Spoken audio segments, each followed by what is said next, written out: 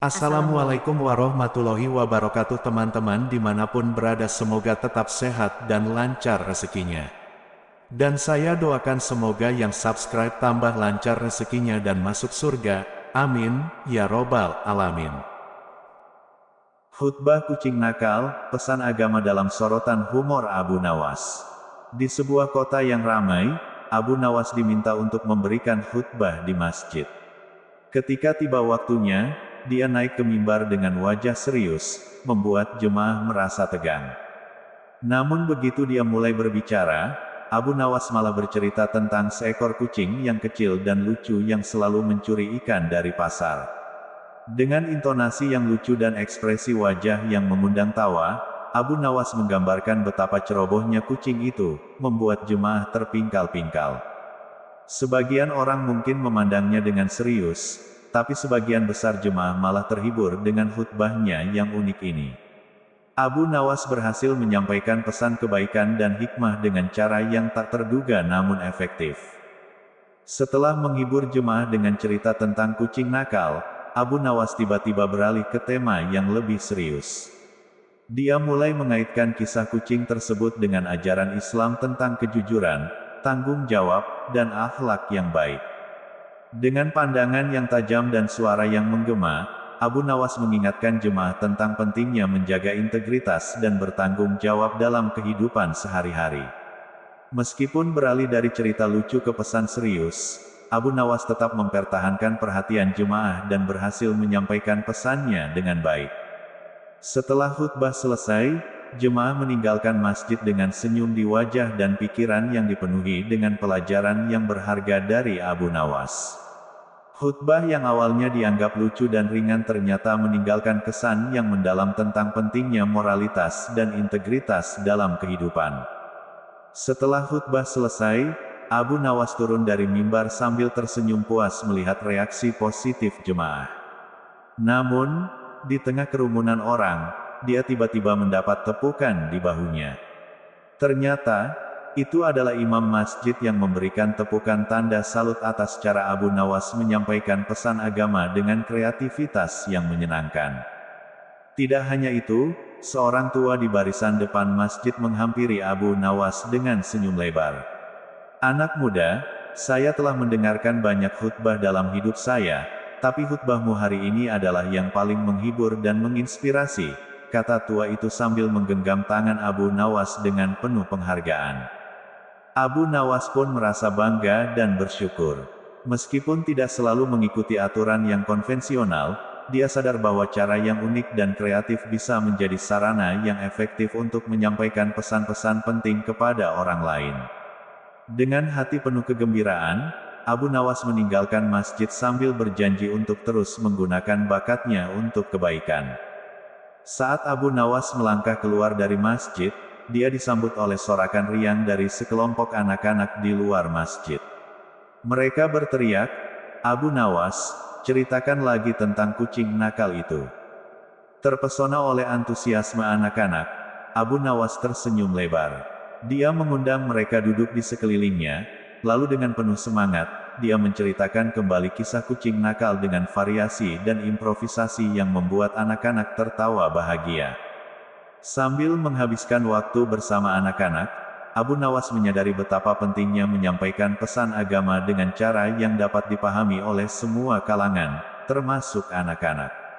Dia berjanji untuk terus menggunakan cerita dan humor sebagai alat untuk mendidik dan menghibur. Dengan penuh semangat, Abu Nawas meninggalkan masjid sambil membawa senyum dari wajah anak-anak yang kini melihatnya sebagai seorang pencerita yang luar biasa. Dalam hatinya, Abu Nawas bersyukur atas kesempatan untuk memengaruhi positif kehidupan orang lain melalui cerita dan humor yang dimilikinya. Sementara Abu Nawas sedang asyik bercerita dengan anak-anak di luar masjid, tiba-tiba datang seorang pedagang rempah-rempah yang melintas di depan mereka. Pedagang itu terdengar tertawa terbahak-bahak. "Kenapa Anda tertawa?" tanya Abu Nawas dengan keingintahuan. Pedagang itu menjawab sambil tertawa, "Saya mendengar cerita Anda tentang kucing nakal tadi, dan saya tertawa sekuat-kuatnya. Ternyata, cerita itu sangat mirip dengan pengalaman saya sendiri dengan seekor kucing di pasar. Abu Nawas tersenyum, menyadari bahwa kadang-kadang kebenaran dalam cerita bisa membuatnya lebih menghibur lagi. Dia mengundang pedagang itu untuk duduk bersama, dan dengan antusiasme, mereka berbagi cerita tentang kucing nakal dan pengalaman lucu mereka sendiri. Saat matahari mulai terbenam, Abu Nawas dan pedagang itu berpisah dengan senyum bahagia di wajah masing-masing. Abu Nawas menyadari bahwa cerita-cerita lucu tidak hanya untuk menghibur, tetapi juga bisa menyatukan orang-orang dari berbagai latar belakang dalam tawa dan keceriaan. Dengan langkah ringan, Abu Nawas meninggalkan masjid dengan hati yang penuh sukacita, siap untuk menulis cerita-cerita baru yang akan menghibur dan menginspirasi orang lain. Kisah Abu Nawas tentang khutbah lucu dan cerita kucing nakal menggambarkan bahwa pesan-pesan agama bisa disampaikan dengan cara yang kreatif dan menghibur. Humor bisa menjadi alat yang efektif untuk menyatukan orang-orang dari berbagai latar belakang dan memberikan pelajaran yang mendalam tentang nilai-nilai moral. Kisah selanjutnya, Khadijah binti Khuwailid. Khadijah berasal dari golongan pembesar Mekah. Menikah dengan Nabi Muhammad ketika berumur 40 tahun, manakala Nabi Muhammad berumur 25 tahun. Ada yang mengatakan usianya saat itu tidak sampai 40 tahun, hanya sedikit lebih tua dari Nabi Muhammad. Khadijah merupakan wanita kaya dan terkenal. Khadijah bisa hidup mewah dengan hartanya sendiri. Meskipun memiliki kekayaan melimpah, Khadijah merasa kesepian hidup menyendiri tanpa suami, karena suami pertama dan keduanya telah meninggal. Beberapa sumber menyangkal bahwa Khadijah pernah menikah sebelum bertemu Nabi Muhammad. Pada suatu hari, saat pagi buta, dengan penuh kegembiraan ia pergi ke rumah sepupunya, yaitu Warakah bin Naufal. Ia berkata, "Tadi malam aku bermimpi sangat menakjubkan. Aku melihat matahari berputar-putar di atas kota Mekah, lalu turun ke arah bumi. Ia semakin mendekat dan semakin mendekat. Aku terus memperhatikannya untuk melihat kemana ia turun. Ternyata ia turun dan memasuki rumahku. Cahayanya yang sangat agung itu membuatku tertegun. Lalu aku terbangun dari tidurku." Warakah mengatakan, "Aku sampaikan berita gembira kepadamu, bahwa seorang lelaki agung dan mulia akan datang meminangmu. Ia memiliki kedudukan penting dan kemasyhuran yang semakin hari semakin meningkat." Tak lama kemudian Khadijah ditakdirkan menjadi istri Nabi Muhammad. Ketika Nabi Muhammad masih muda dan dikenal sebagai pemuda yang lurus dan jujur sehingga mendapat julukan Al-Amin, telah diperkenankan untuk ikut menjualkan barang dagangan Khadijah. Hal yang lebih banyak menarik perhatian Khadijah adalah kemuliaan jiwa Nabi Muhammad. Khadijahlah yang lebih dahulu mengajukan permohonan untuk meminang beliau, yang pada saat itu bangsa Arab Jahiliyah memiliki adat, pantang bagi seorang wanita untuk meminang pria dan semua itu terjadi dengan adanya usaha orang ketiga, yaitu Nafisah binti Munyah dan peminangan dibuat melalui paman Muhammad yaitu Abu Talib. Keluarga terdekat Khadijah tidak menyetujui rencana pernikahan ini. Namun Khadijah sudah tertarik oleh kejujuran, kebersihan dan sifat-sifat istimewa beliau ini, sehingga ia tidak memedulikan segala kritikan dan kecaman dari keluarga dan kerabatnya. Khadijah yang juga seorang yang cerdas, mengenai ketertarikannya kepada Nabi Muhammad mengatakan, "Jika segala kenikmatan hidup diserahkan kepadaku, dunia dan kekuasaan para raja Persia dan Romawi diberikan kepadaku, tetapi aku tidak hidup bersamamu, maka semua itu bagiku tak lebih berharga daripada sebelah sayap seekor nyamuk." Sewaktu malaikat turun membawa wahyu kepada Muhammad, maka Khadijah adalah orang pertama yang mengakui kenabian suaminya, dan wanita pertama yang memeluk Islam. Sepanjang hidupnya bersama Nabi, Khadijah begitu setia menyertainya dalam setiap peristiwa suka dan duka. Setiap kali suaminya ke Gua Hira, ia pasti menyiapkan semua perbekalan dan keperluannya. Seandainya Nabi Muhammad agak lama tidak pulang, Khadijah akan melihat untuk memastikan keselamatan suaminya. Sekiranya Nabi Muhammad khusyuk bermunajat, Khadijah tinggal di rumah dengan sabar sehingga beliau pulang. Apabila suaminya mengadu kesusahan serta berada dalam keadaan gelisah, beliau coba sekuat mungkin untuk menenteramkan dan menghiburkan, sehingga suaminya benar-benar merasa tenang. Setiap ancaman dan penganiayaan dihadapi bersama. Allah mengkaruniakannya 3 orang anak, yaitu Qasim, Abdullah, dan Fatimah. Dalam banyak kegiatan peribadatan Nabi Muhammad, Khadijah pasti bersama dan membantunya, seperti menyediakan air untuk mengambil wudhu. Nabi Muhammad menyebut keistimewaan terpenting Khadijah dalam salah satu sabdanya, "Di saat semua orang mengusir dan menjauhiku, ia beriman kepadaku. Ketika semua orang mendustakan aku, ia meyakini kejujuranku. Sewaktu semua orang menyisihkanku, ia menyerahkan seluruh harta kekayaannya kepadaku." Khadijah telah hidup bersama-sama Nabi Muhammad selama 24 tahun dan wafat dalam usia 64 tahun 6 bulan. Kisah selanjutnya. Kecerdikan Abu Nawas, pelajaran kebijaksanaan dan humor. Di sebuah kota tua di tengah padang pasir, Abu Nawas, si tokoh jenaka penuh kecerdikan, dikenal akan kelihayan dan kebijaksanaannya. Tuan Kadi, seorang yang terhormat dan seringkali keras dalam menjalankan keadilan, sering menjadi sasaran lelucon Abu Nawas. Suatu hari, Tuan Kadi meminta Abu Nawas untuk membawakan air ke rumahnya. Abu Nawas, dengan cekatan, membawa air dalam sebuah keranjang yang dilapisi dengan daun pisang. Tidak butuh waktu lama bagi Tuan Kadi untuk menyadari bahwa air itu telah tumpah semua di perjalanan. Tuan Kadi marah besar dan memperingatkan Abu Nawas bahwa dia harus membayar ganti rugi.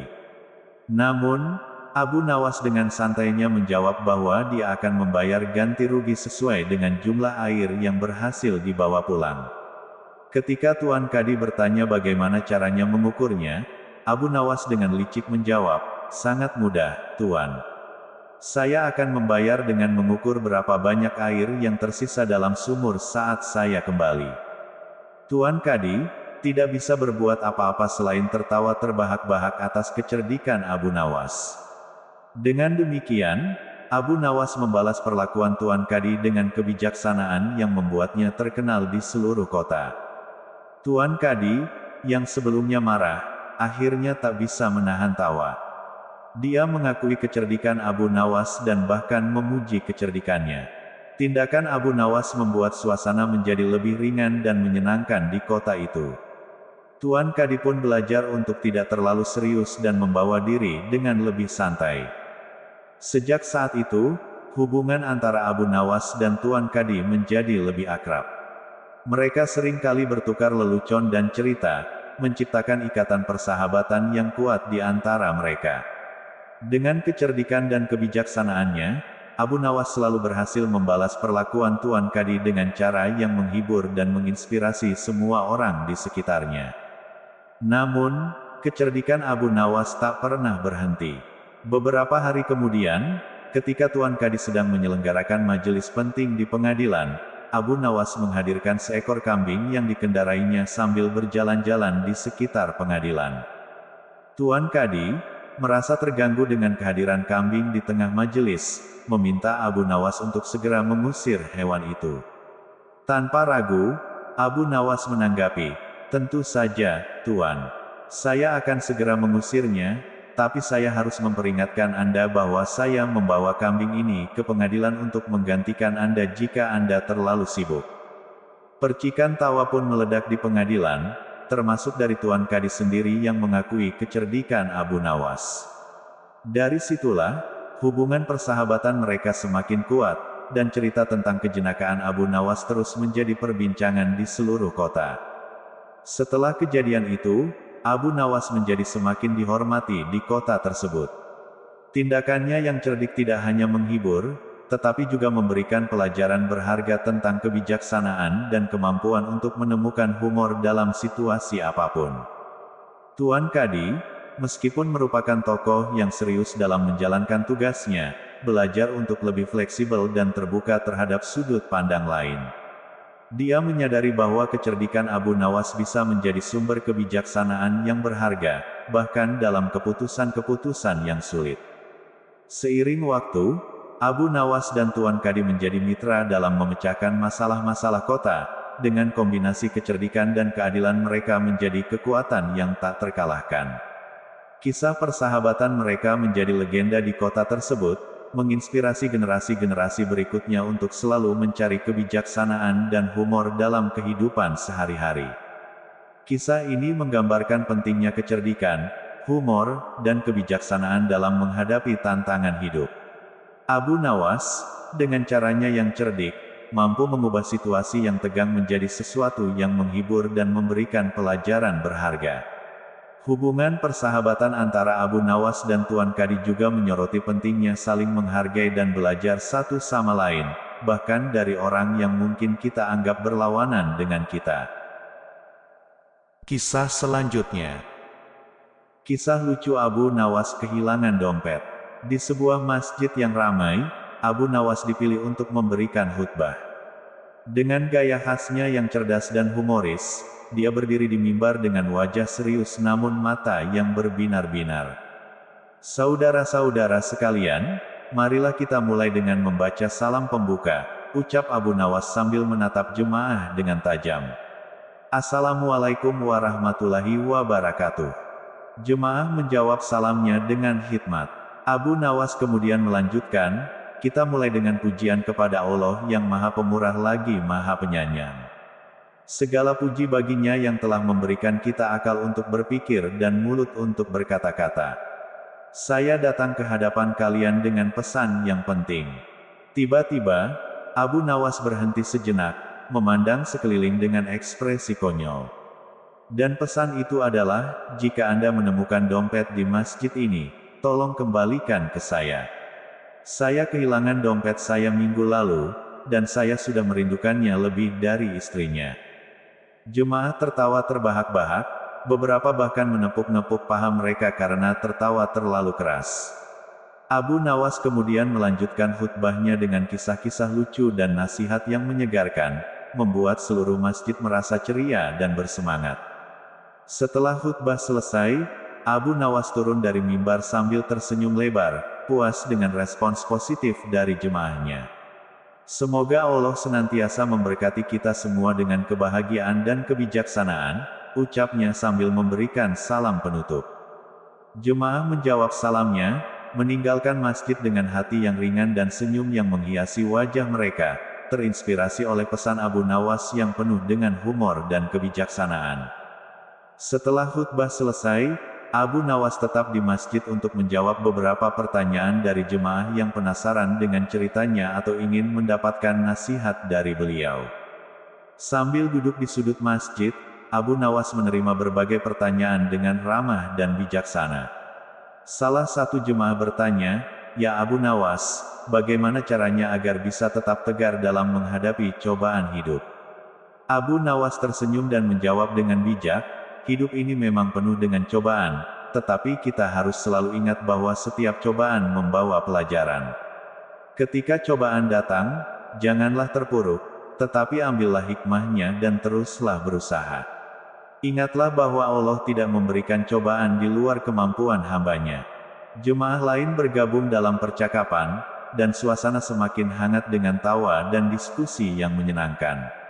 Abu Nawas dengan cerdas mengaitkan nasihat-nasihatnya dengan kisah-kisah lucu dan pengalaman hidupnya sendiri, membuat suasana semakin hidup dan menginspirasi. Setelah berjam-jam berinteraksi dengan jemaah, Abu Nawas pamit untuk pulang. Namun sebelum meninggalkan masjid, dia menoleh kepada jemaah dengan senyum hangat.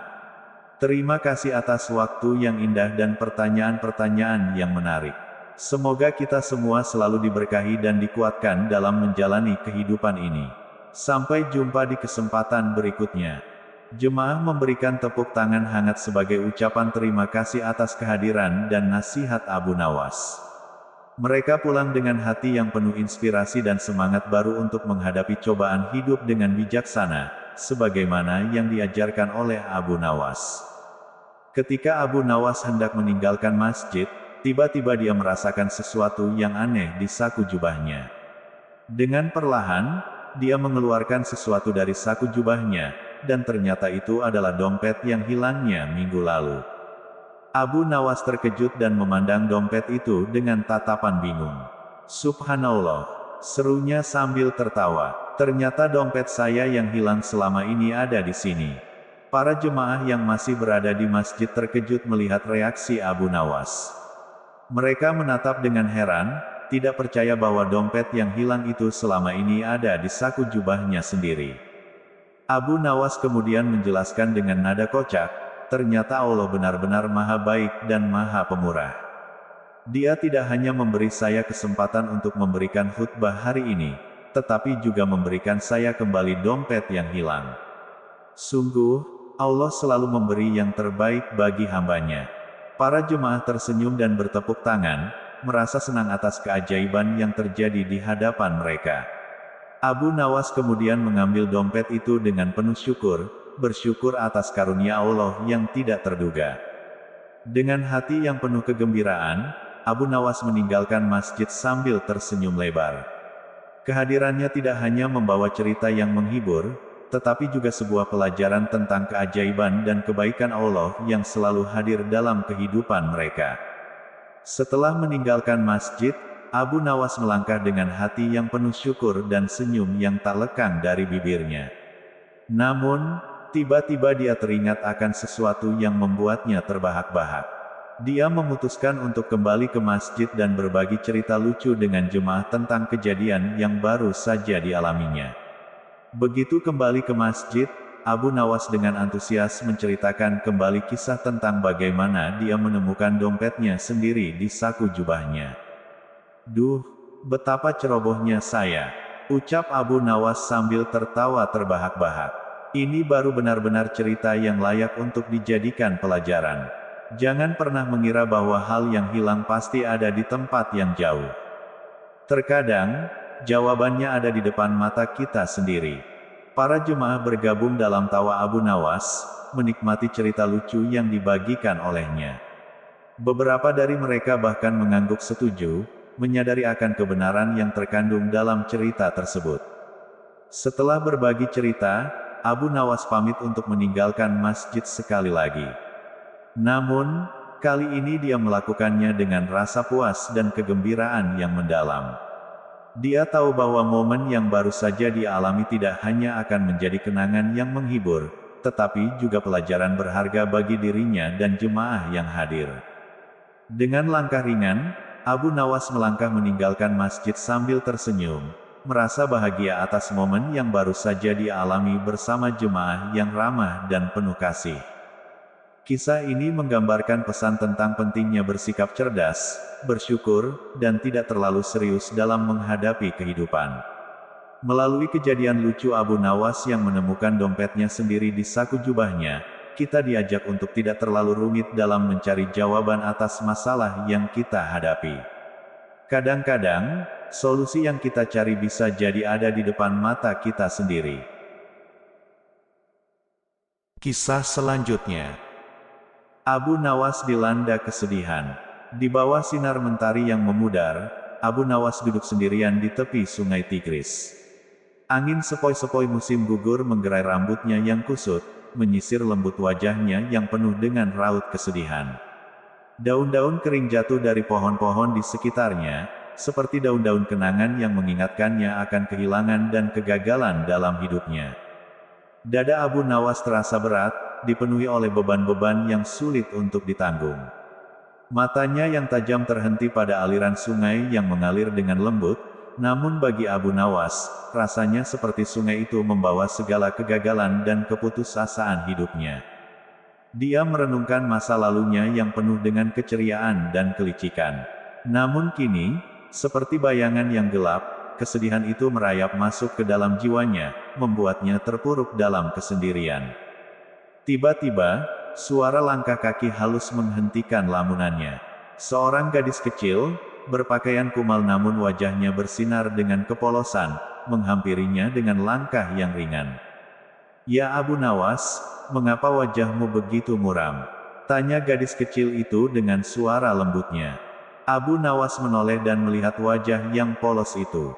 Ada kehangatan yang tiba-tiba menyentuh hatinya, meskipun tetap ada bayang-bayang kesedihan yang menyelimutinya. "Oh, anakku," jawab Abu Nawas dengan suara serak, "hatiku sedang dilanda badai." Aku merasa terhempas oleh gelombang kesedihan dan kekecewaan. Gadis kecil itu duduk di sampingnya, meletakkan tangannya yang kecil di atas tangannya yang besar dan kasar. "Jangan bersedih, Abu Nawas," kata gadis kecil itu dengan lembut, "bahkan di tengah kegelapan, masih ada sinar yang menerangi jalan kita." Abu Nawas menatap gadis kecil itu, matanya memancarkan rasa terharu yang dalam. "Terima kasih, anakku," ucapnya, suara gemetar karena terharu, "kau membawa cahaya di tengah gelapnya malamku." Mereka duduk bersama di tepi sungai, berbagi cerita dan tawa kecil. Meskipun badai masih berkecamuk di dalam hati Abu Nawas, kehadiran gadis kecil itu membawakan sedikit kedamaian dalam kegelapan yang menyelimutinya. Malam mulai turun, membawa sejuk yang menyentuh kulit mereka. Abu Nawas dan gadis kecil itu masih duduk di tepi sungai, tetapi suasana di sekitar mereka telah berubah. Ada kehangatan yang terasa, seolah-olah terlahir dari pertemuan mereka yang tak terduga. "Abu Nawas, ceritakanlah padaku apa yang membuatmu sedih," desak gadis kecil itu dengan lembut. Abu Nawas tersenyum pahit. "Kehidupan ini telah memberiku banyak ujian, anakku. Aku merasa terpuruk oleh kegagalan dan kekecewaan. Namun, ketika aku melihatmu, aku merasa ada harapan yang baru." Gadis kecil itu mengangguk paham. Kehidupan memang penuh dengan cobaan, tetapi setiap cobaan membawa pelajaran dan kesempatan untuk bertumbuh. Kita harus tetap tegar dan optimis, Abu Nawas. Abu Nawas mengangguk, matanya mulai bersinar dengan kepercayaan yang baru. "Kau benar, anakku. Terima kasih atas kata-katamu yang penuh dengan kebijaksanaan." Mereka berdua kemudian berjalan pulang bersama-sama, bahu-membahu menghadapi masa depan yang penuh dengan ketidakpastian. Namun, di dalam hati Abu Nawas, ada semangat baru yang tumbuh, ditanam oleh kehadiran gadis kecil yang penuh dengan kebijaksanaan dan kehangatan. Meskipun badai mungkin masih akan datang, dia tahu bahwa dia tidak akan pernah sendirian melaluinya.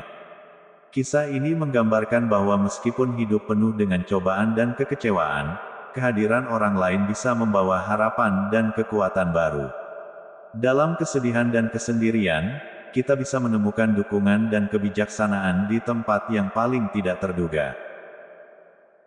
Kisah selanjutnya. Mengelabui Raja. Setelah pembalasan Abu Nawas membunuh lalat-lalat dengan memporak-porandakan barang-barang Baginda Raja atas izin tertulis dari beliau. Baginda Raja sangat kesal dan karena kekesalannya itu beliau ingin sekali menjebloskan Abu Nawas ke penjara, tapi Baginda tidak memiliki alasan untuk melakukannya, karena orang seperti Abu Nawas bukanlah orang yang gampang dicari-cari kesalahannya. Suatu hari Baginda Raja menemukan akal untuk menjebak Abu Nawas. Baginda berpikir pasti kali ini akan berhasil menghukum Abu Nawas. Baginda Raja merencanakan sebuah perburuan di hutan dan mengajak serta Abu Nawas. Mendengar ajakan Baginda Raja untuk berburu, hati Abu Nawas merasa gelisah, karena ia sangat takut pada beruang. Namun ia tidak berani menolak ajakan Baginda Raja yang akan menghukum orang yang melawan perintahnya. Hari yang direncanakan telah tiba. Cuaca pada hari itu sangat cerah. Baginda Raja dan pengawal kerajaan beserta Abu Nawas di dalamnya segera berangkat menuju hutan menunggangi kuda. Ketika masih dalam perjalanan, tiba-tiba cuaca menjadi mendung. Baginda Raja kemudian memanggil Abu Nawas untuk menghadapnya. Baginda Raja berkata kepada Abu Nawas, "Wahai Abu Nawas, tahukah engkau alasan aku memanggilmu?" Tanya Baginda. "Ampun Baginda Raja, hamba belum mengetahuinya," jawab Abu Nawas. Baginda Raja kemudian kembali menyambung perkataannya. "Cuaca tiba-tiba mendung, mungkin akan segera turun hujan dan hutan masih amat jauh, sedang kita harus berkumpul di tempat peristirahatan pada waktu makan siang. Engkau akan kuberi seekor kuda yang lamban, aku dan para pengawalku akan menunggang kuda yang cepat. Tapi bila hujan turun kita harus bisa menghindari agar pakaian kita tidak basah, kita harus melakukan dengan cara kita sendiri, sekarang mari kita berpencar." Titah Raja kepada Abu Nawas. Abu Nawas pun segera menunggangi kuda yang lamban dan ia tertinggal di belakang. Abu Nawas merasa kecewa, namun ia sudah menyadari jika Baginda Raja ingin menjebaknya dengan mencari-cari kesalahannya. Sebab jika ia tidak bisa melaksanakan titah Baginda maka ia akan mendapatkan hukuman, mungkin ia akan dijebloskan ke penjara. Karena itulah alasan Baginda Raja mengajaknya, mungkin untuk pembalasan atas penghancuran barang-barang Baginda yang ia lakukan, pikirnya. Hujan tiba-tiba turun, Baginda Raja dan pengawalnya segera memacu kuda mereka yang cepat menuju tempat berteduh sementara. Namun hujan yang begitu lebat tidak bisa dihindari, mereka sudah lebih dulu basah kuyup sebelum tiba di tempat berteduh. Akhirnya ketika waktu makan siang tiba, berangkatlah Baginda Raja dan pengawalnya untuk makan siang menuju tempat peristirahatan mereka dengan pakaian yang masih basah. Akan tetapi belum lama mereka sampai di sana menyusullah Abu Nawas dengan kuda lambannya. Baginda Raja dan pengawalnya dibuat bingung melihat Abu Nawas yang menyusul begitu cepat dan dengan pakaian yang masih kering. Mereka heran atas hal yang mereka anggap mustahil, tapi bisa dilakukan Abu Nawas. Pada hari berikutnya Baginda Raja memberikan Abu Nawas seekor kuda yang cepat larinya, sedang beliau beserta pengawalnya menunggangi kuda yang lamban. Setelah mereka berpencar, cuaca pun tiba-tiba menjadi mendung dan hujan segera turun. Baginda Raja dan pengawalnya basah kuyup tidak bisa menghindari hujan karena kuda tunggangan mereka sangat lamban. Abu Nawas segera memacu kudanya cepatnya menuju tempat peristirahatan dan ia lebih dulu sampai di sana dari rombongan Baginda Raja. Ketika Baginda dan pengawalnya tiba dengan pakaian yang masih basah, mereka pun semakin bingung dan penasaran melihat Abu Nawas yang masih kering bajunya. Baginda Raja yang sudah sangat penasaran langsung bertanya kepada Abu Nawas.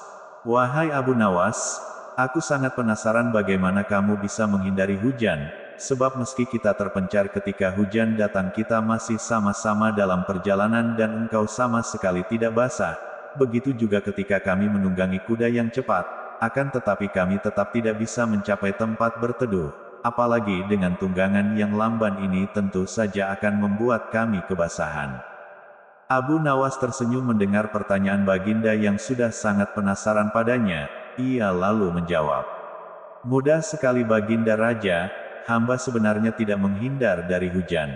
Tapi ketika hujan datang hamba cepat-cepat membuka pakaian dan melipatnya. Kemudian hamba langsung mendudukinya sehingga pakaian hamba tetap kering. Dan ketika hujan berhenti hamba kemudian memakainya lagi." Cukup sekian dulu ya Sobat YouTube, dongeng kisah Abu Nawas yang dapat admin ceritakan, semoga terhibur dan terima kasih. Wassalamualaikum warahmatullahi wabarakatuh.